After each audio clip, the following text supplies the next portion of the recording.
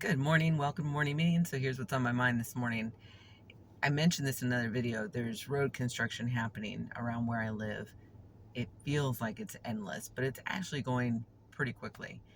And here's something that I noticed the other day.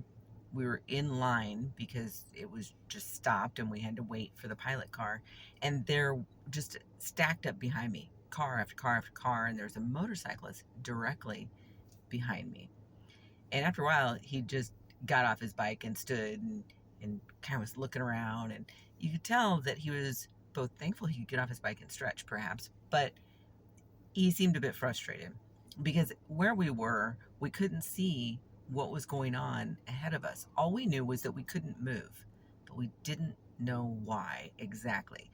Now I knew because it was construction, right? The guy behind me may not have known. This is the highway, so there's not a lot of communication other than the road is down to one lane. So you don't always know what's happening. You just know something is happening. That thing could be perceived as bad, that could be perceived as good, it could be a neutral. You don't know. All you know is in that moment that you don't know exactly what is happening.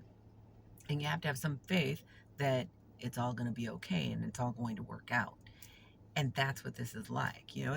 Eventually things get moving again. And I have to have the faith that they're going to, right? That is what is helpful, having the faith and knowledge that, and the experience, quite frankly, to know it's whatever it is going to move away and I'm going to be able to move forward. Whether that's stall in traffic for whatever reason, or it's something else, something stopping me from publishing a book, maybe some tech issue or something. Eventually, it'll work out. And sometimes you come up with a workaround, sometimes you don't. You just have to kind of wait for things to catch up, right? But you keep moving forward. Even if you're waiting for the thing to catch up, you keep moving forward. I'll give you another example. So I said to my daughter the other day, we're having a conversation about a book that I just published yesterday, in fact, Bartholomew's Great Escape. And originally I wrote this, it's a fable. Originally I wrote it for an adult audience, actually, for a different book that I've been working on that's a nonfiction book. But then I decided, you know what? I'm going to tweak it a little bit and I'm going to publish it on my Kori's Clubhouse Books page website because that's where I put my children's books. And so I've been working on that for the last, I don't know, week-ish, right? Now I can't draw. I have to really work hard to draw anything beyond a stick figure. It's just not in my wheelhouse, and that's cool. But I also can't really afford to hire an illustrator every time that I want to illustrate one of my children's books because I just can't. I don't have the funds to do that.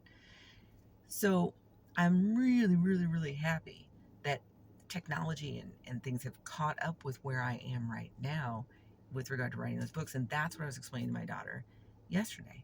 I have tons of ideas for children's books. I'm never at a loss for an idea for a children's book. And writing them is typically very fun for me.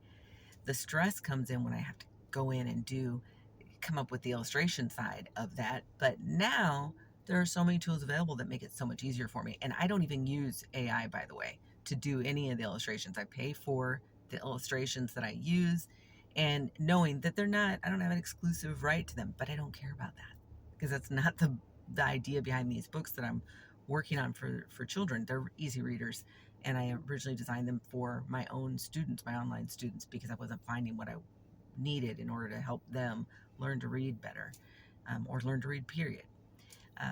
So I was coming up against these blocks, and so I wasn't putting out as much on that side of my writing career because I really needed the illustrations and I needed them to be easy for me to bring in and manipulate and then put out something that I was proud of.